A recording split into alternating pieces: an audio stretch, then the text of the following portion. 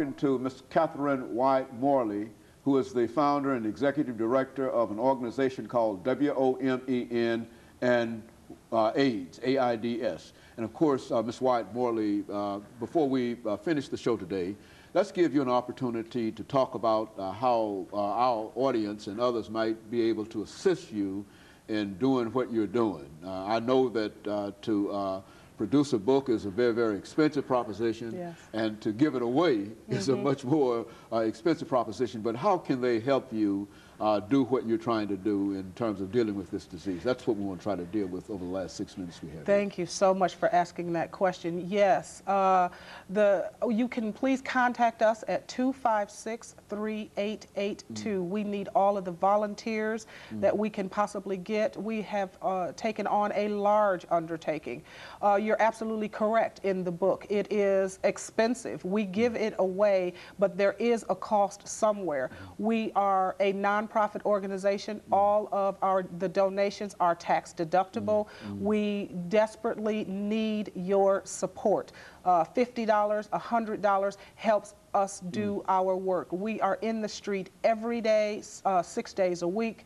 We provide referral assistance in housing and food. We help people acquire their drugs and medicine. We do a lot of counseling. We are in the process of setting up to become a testing site. There are many, many women, black, white, heads of households, single, crack addicted, just women that are married, women that are just everyday, ordinary women that could use your support. Every tax-deductible dollar that everyone can donate will help to go a very, very, very long way in supporting the Nashville community. We really, really could use the audience support. And of course, you've also mentioned that you've had an opportunity to appear in several other forums dealing with this, and so the organization is going much beyond Nashville now. Is that what we're saying?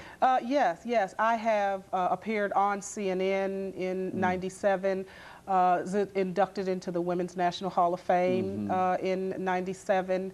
Also, I do a lot of work in Bangkok, Thailand. The organization is setting up an office prayerfully in Bangkok, Thailand soon. And so we are internationally known, but the work here in Nashville area is intense, entrenched work that we desperately could use the support of the local community. And again, every tax-deductible dollar that they give goes right back into the community. If anyone is aware, there is no dollars in nonprofit living. There is no dollars, so we could definitely use your support. Now, Women on Maintaining Education and Nutrition has been funded through the Centers for Disease Control, Congressional Black Caucus dollars in 1999.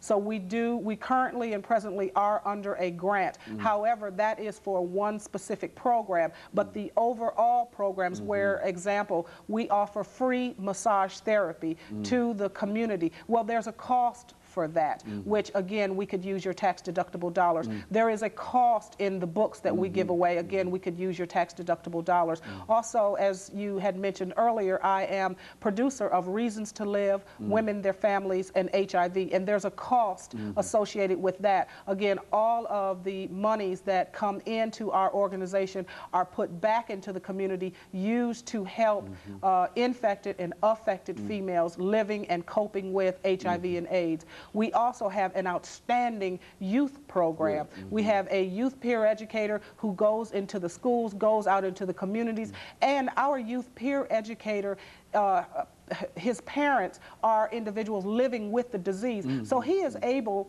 to give a first-hand account of what it is to be a young person who is totally affected by this disease. So again, people's tax-deductible dollars are greatly needed to enhance and expand our youth peer program as well. You know, we've got about a minute and a half. Let me allow you over this last minute and a half to sort of talk about something that you simply felt that you had to talk about before we end this show today.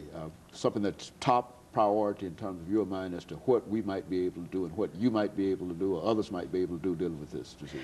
I think the thing that touches my heart the most is if we can come together as a people, not black, not white, just a people. If we can come together as a people and have open forums, open dialogues discussing HIV and AIDS, we can eradicate and eventually eliminate this disease. I think that is the most important thing that I can say, despite everything. If we begin to have open dialogue, open discussions, talking in churches, in synagogues, across the United States, especially and primarily in Middle Tennessee, where sexually transmitted diseases, again, are skyrocketing. If we can have open forums and open dialogues to discuss HIV and AIDS, we can reduce rates of infection in Nashville, right here at home. Very good. And of course, during this last half minute that we have here, Ms. Catherine Wyatt-Morley, let me thank you for coming by and giving us this excellent information today. Thank you. And to really applaud the courage that you have, because as we indicated earlier, we've had a number of individuals to come by